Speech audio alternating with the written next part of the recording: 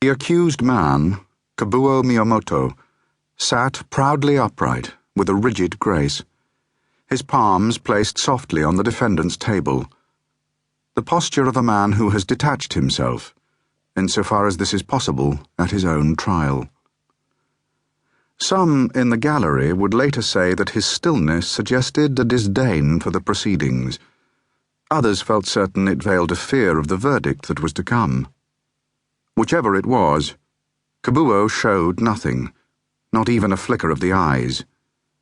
His figure, especially the neck and shoulders, communicated the impression of irrefutable physical strength and of precise, even imperial bearing. In the public gallery, every seat had been taken, yet the courtroom suggested nothing of the carnival atmosphere sometimes found at country murder trials. In fact, the 85 citizens gathered there seemed strangely subdued and contemplative. Most of them had known Karl Heine, a salmon gill netter with a wife and 3 children, who was buried now in the Lutheran cemetery up on Indian Knob Hill.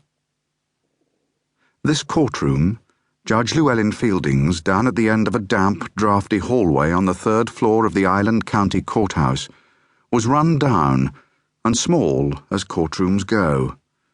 It was a place of grey-hued and bleak simplicity, a cramped gallery, a bench for the judge, a witness stand, a plywood platform for the jurors, and scuffed tables for the defendant and his prosecutor. The jurors sat with studiously impassive faces as they strained to make sense of matters. The bailiff, Ed Soames, at the request of Judge Fielding, had given a good head of steam to the sluggish radiators which now and again sighed in the 4 corners of the room. In the heat they produced, a humid, overbearing swelter, the smell of sour mildew seemed to rise from everything. Snow fell that morning outside the courthouse windows, 4 tall, narrow arches of leaded glass that yielded a great quantity of weak December light. A wind from the sea lofted snowflakes against the window panes, where they melted and ran down toward the casements. Beyond the courthouse, the town of Amity Harbour spread along the island shoreline. A few wind-whipped and decrepit Victorian mansions, remnants of a lost era of seagoing optimism, loomed out of the snowfall on the town's sporadic hills. Beyond them, cedars wove a steep mat of still green. The snow blurred from vision the clean contours of these cedar hills.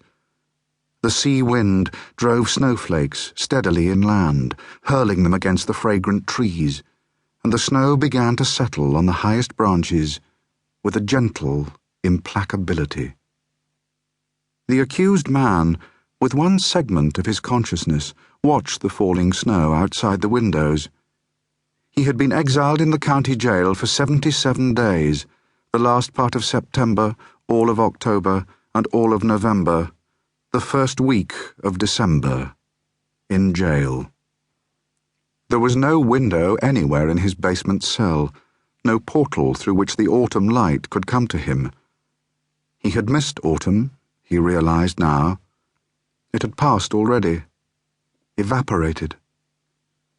The snowfall which he witnessed out of the corners of his eyes, furious wind-whipped flakes against the windows, struck him as infinitely beautiful.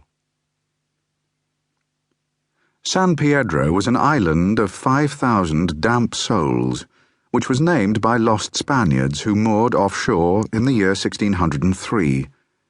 They'd sailed in search of the Northwest Passage, as many Spaniards did in those days.